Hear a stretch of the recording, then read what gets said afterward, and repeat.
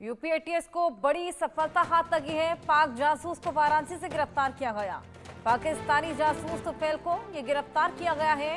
भारत की आंतरिक जानकारियां पाकिस्तान को दे रहा था।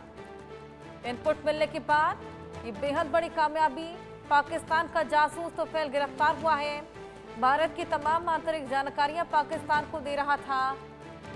लगातार जासूसों को पकड़ने की कवायदें की जा रही हैं और इसी बीच पाकिस्तान को ये जानकारियां पहुंचाने वाले तमाम जासूस गिरफ्तार भी किए जा रहे हैं। वाराणसी से ये पाक जासूस है तुफैल, जिसे गिरफ्तार किया गया। इसको लेकर और जानकारी लेते हैं। हमारे साथ हमारी सहयोगी वर्षा शाही जुड़ गई है लखनऊ से।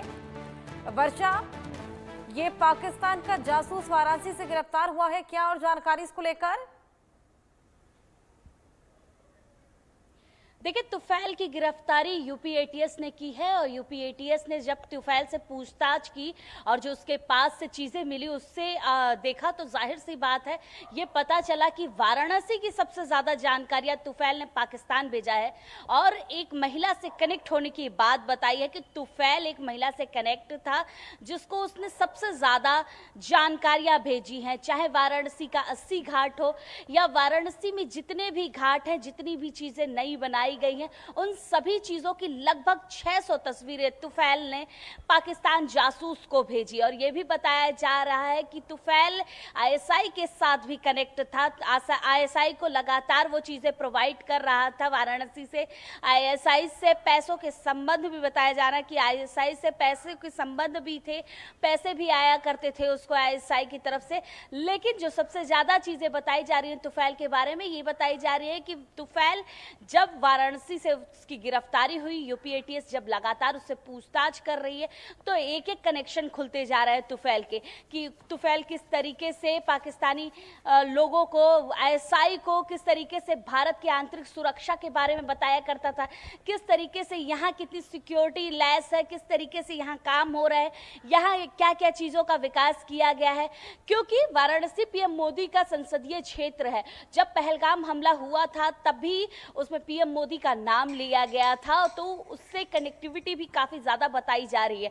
क्योंकि तुफैल ने जिस तरीके की जानकारी वाराणसी के बारे में दी है, उससे भी काफी कुछ बताया जा रहा है कि पीएम मोदी से कनेक्टेड चीजें वो सबसे ज्यादा पाकिस्तान में दिया करता था। और जिस तरीके से ये जासूसी चल रही थी उसमें साफ तरीके से तुफैल से अभी यूपी एटीएस कुछ पूछताछ और भी कर रही है।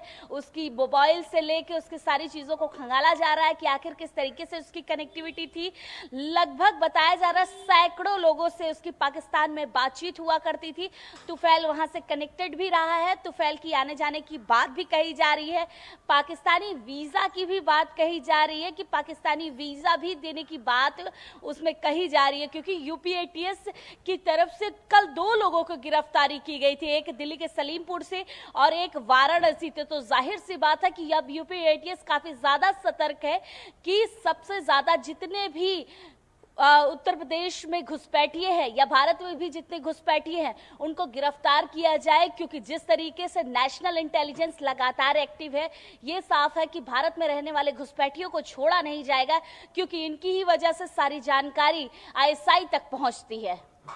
बिल्कुल वर्षा, मूल रूप से कहाँ का था तुफैल? देखिए, मूल रूप से तुफैल की बात की जाए तो तुफैल वाराणसी में रहता था। उस स्क्रैचेस का काम करता था। जिस तरीके से उसके काम से लेकर सारी चीज़ें की डिटेलिंग हुई है, उसमें कई चीज़ें आई है कि रेलवे स्टेशन के पास उसका घर था और जिस तरीके से वो जानकारियाँ पहुंचाता था, उसमें उसके मोबाइल की पूरी तरीके से सर्विलांस लगाकर उसकी सारी चीज़ों को निकाला गया है। मोबाइल जब्त किया गया है, उसके पास जितनी चीज़ें थी उसको भी जब्त किया गया है। अब जाँच पड़ताल यूपी एटीएस की तरफ से लगातार की जा रही है।